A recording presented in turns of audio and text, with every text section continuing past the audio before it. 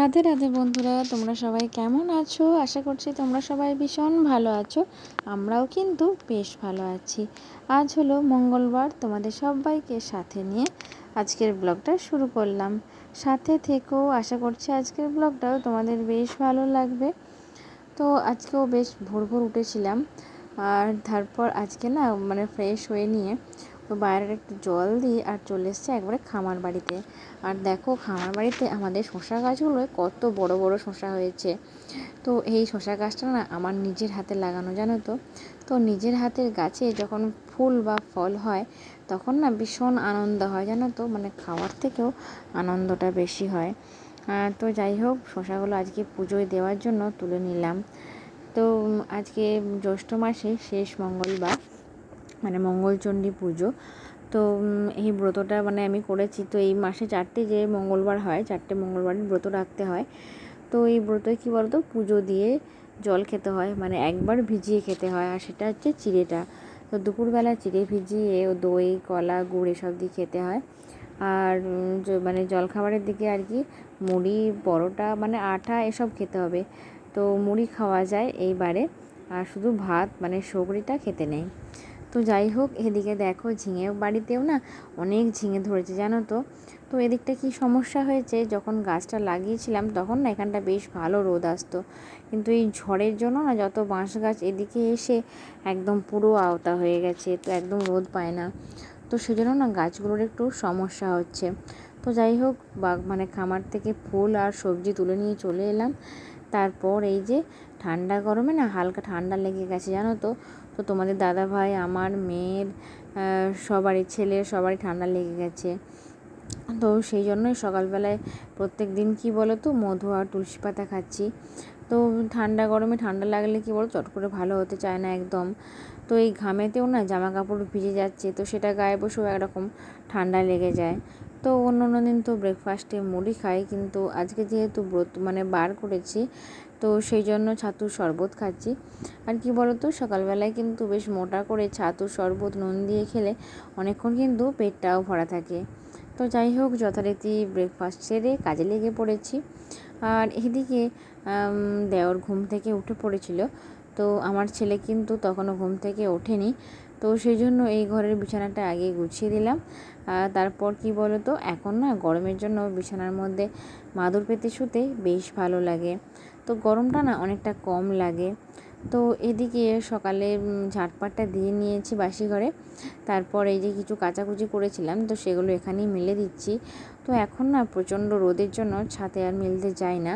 তো বেশি বেশি কিছু কাঁচা হলে তখন হয়তো ছাদে যাওয়া হলো, না হলে এই উঠোনে বা খামারে যে তার খাটানো আছে সেখানে মেলে দিই। তো তাতেই শুকিয়ে যায় বলতে পারো। তো তারপর প্রচণ্ড রোদে দিলে কি বলো তো, এই কাপড়ের বা নাইটি না রঙগুলো একদম নষ্ট হয়ে যায়, পুরো ফেড হয়ে যায়। তো সেই জন্য ছাওয়ার মধ্যে মিলে দিলে আর শুকিয়ে যায়। তো যাই হোক, এখন এখানেই মিলে দিচ্ছি। আর কি বলো তো, বড় মা না পুজো করাতে যাবে, তো সেই জন্য বাসনগুলো ধুয়ে নিয়েছে। তো কালীতলায় পুজো করাতে যাবে, তো পুজোর জোগাড়টা বড় মাই করছে আর কি। স্নান টান সারবে, তারপর পুজো করবে। তো আমার যেহেতু ঝাঁটপাটটা দেওয়া হয়ে গেছে, এরপর মোছামুছির পালা। আর ছেলে কিন্তু ঘুম থেকে উঠে পড়েছে। তো উঠে পড়ার পর ওর কাকাইয়ের কাছে খাইয়ে, ওকে সকালবেলায় দুধ খাইয়ে আর ওর কাকাইয়ের কাছে দিয়ে দিয়েছি। তো কাকাই বাজার যাওয়ার আগে ছেলেকে সময় পেলে রোজই একবার করে নেয়। তো সেই সুযোগে আমারও অনেকটা উপকার হয়, বিশেষ করে ঝাঁট দেওয়া মোছামুছি এসবের কাজগুলো সেরে নিই। আর এ কদিন কি বলো তো, আমার ছেলে যত বড় হচ্ছে, দুষ্টু তো আছে, কিন্তু কি বলো তো, তবুও না যে কোনো একটা খেলনা দিয়ে বসিয়ে দিলে ও কিন্তু দিব্যি মনের আনন্দে খেলা করে, তখন আমার অনেক কাজ হয়ে যায়। তো এখন কি বলো তো, আগে স্নান করার সময় কাউকে না কাউকে ছেলেকে দেখতে দিতে হতো, কিন্তু এখন না তার হয় না। তো ছেলেকে না যে কোনো ফোনে যে কোনো ঠাকুরের গান লাগিয়ে দিলে ও বেশ বসে বসে শোনে, আর আমার কিন্তু তখন স্নানটা হয়ে যায়, অনেকটাই সুবিধা হয়, জানো তো। তো কী বলো তো, এখন বাচ্চা নিয়ে যাদেরই বাড়িতে বাচ্চা আছে, বাচ্চা নিয়ে কাজ করা কতটা সমস্যা সেটা তারাই ভালোভাবে বোঝে।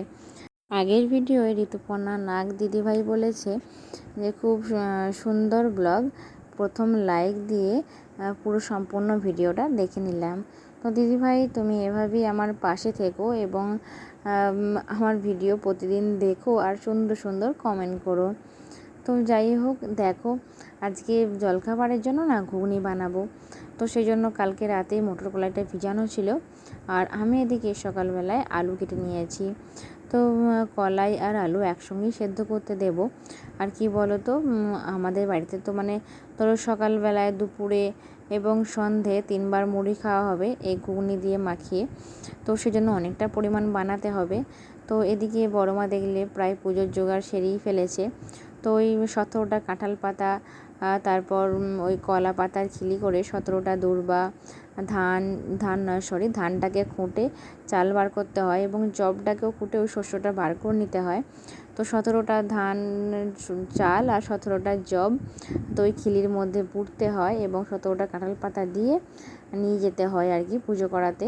তো এটা জ্যৈষ্ঠ মাসের প্রথম মঙ্গলবার এবং জ্যৈষ্ঠ মাসের শেষ মঙ্গলবার। তো এই মানে এই দুটো বাড়ি আর কি নিয়ে যেতে হয়। আর মাঝের যে মঙ্গলবার আছে সেগুলোতে ব্রতটা রাখতে হয়, কিন্তু এগুলো লাগে না। তো যাই হোক, বড় মা সমস্ত রকম জোগাড় করে পুজো করাতে চলে গেল। আর আমি এদিকে মিক্সার গ্রাইন্ডারে টমেটো, আদা, ক্যাপসিকাম, লঙ্কা এগুলো সব একসাথে মিক্সড মানে বেটে নিয়ে চলে এলাম। তারপর ভালো করে মশলাটা কষিয়ে আর সেদ্ধ করে রাখা মটর আর আলুটা দিয়ে দিলাম।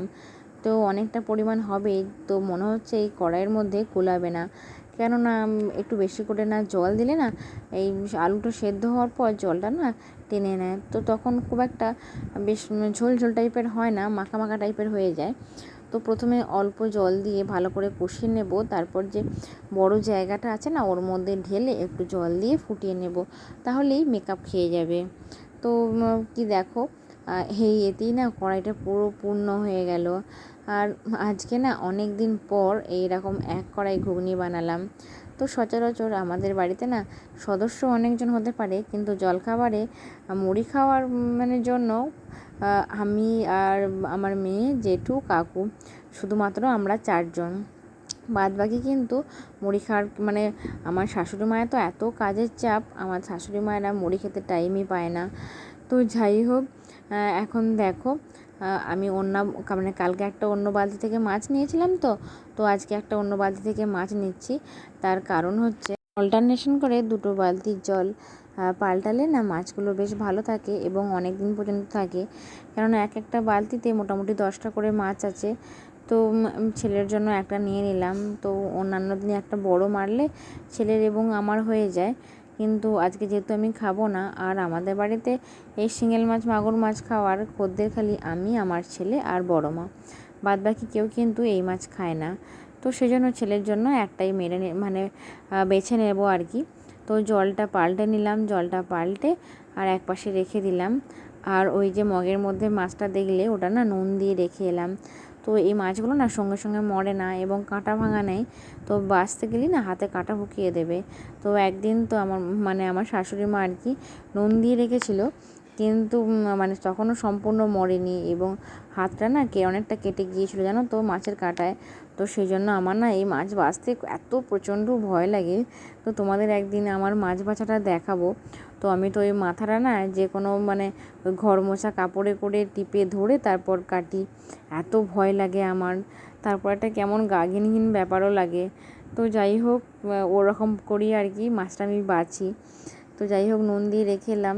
তো গরুর খাবার দিতে করতে তখন মাছটা মরে যাবে। তো এদিকে গরুগুলো আজকে তোমাদের দাদাভাই সকালবেলায় নিচে নামায় নিয়ে চালাতেই ছিল। তো আমি এদিকে ভুসি গুটি সব মিক্সড করে নিয়ে আর দিয়ে দিলাম। আর এদিকে কি বলো তো, প্রচণ্ড রোদের তাতে না গরুগুলো সকালবেলায় একবার স্নান করাইছি, কিন্তু বেলার পর না আর একবার স্নান করিয়ে দেব। তো এদিকে মানে যে গোবরগুলো ছিল সেগুলো সব সরিয়ে দিলাম। তো আমাদের না গোয়াল বাড়ি সবসময় পরিষ্কার ঝকঝকে থাকে, তো বলতে পারো গরুর গায়ে একটু গোবরও লাগে না। তো এদিকে যাই হোক, হাত ধোয়ার একটু জল পেলাম না, তো মানে হাত ধুয়ে এসে চলে এসেছি বাড়ি। তারপর স্নান টান সেরে পুজো টুজো সেরে নিয়েছি। তারপর একদম ব্লগটা শুরু করেছি দুপুরের খাওয়া দাওয়া থেকে। তো আগের দিনে তোমরা যারা আমার ব্লগ দেখেছো তারা দেখেছিলে আমি বাড়িতেই এই দইটা বসিয়েছিলাম সন্ধ্যাবেলায়। আর এখন দেখো দুপুরবেলা দইটা নিয়েছি, কত সুন্দর দইটা বসেছে, পুরো একদম চাপ মতো। আর কি বলো তো, এই দইটা না খুব টেস্টিও হয়। তো আমার মেয়ের জন্য বড় বাটিটা বাড়লাম। তো আমার মেয়ে তো প্রচণ্ড দই খেতে ভালোবাসে, তো আমার ছেলেও এবং আমিও। তো এদিকে মেয়ে কিন্তু অলরেডি খেতে বসে গেছে। তো মুড়ি, ঘুগনি, পটল আলুর তরকারি, সব রকম ফল, আম, কলা, চিড়ে, গুড়, দই সব রকম নিয়ে খেতে বসে পড়েছিলাম। তারপর খাওয়া দাওয়া সেরে নিয়েছি একসাথে সবাই মিলে। তো মা, বড় মা, আমি আর আমার মেয়ে 4 জন মিলে আলাদা খাচ্ছিলাম। তো বাড়ির সবার জন্য ভাত রান্না হয়েছিল, আর হয়েছিল আমড়া মুসুরির ডাল, পটল আলুর তরকারি, আর ছিল আলু ভাতে, আর সাথে চাটনি ছিল। তো এই ছিল আজ দুপুরের মেনু। তো তারপর এত বিকালের দিকে গরম করছিল, একটু ফ্রেশ হওয়ার জন্য শাড়িটা চেঞ্জ করে নাইটিটা পরে নিই জানো তো। তারপর এদিকে তাকটা এত অগোছালো হয়েছিল কি বলবো। তো সব কিছু নিচে নামিয়ে, নিচের তাকটাতে নামিয়ে আর তারপর সুন্দর করে গোছাচ্ছি।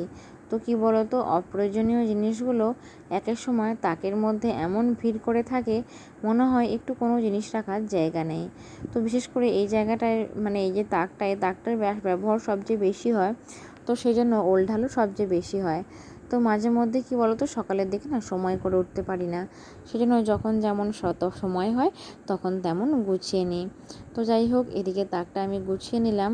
তো আজকের ব্লগটা আমি এখানেই শেষ করলাম। আবার দেখা হবে নেক্সট ব্লগে। রাধে রাধে।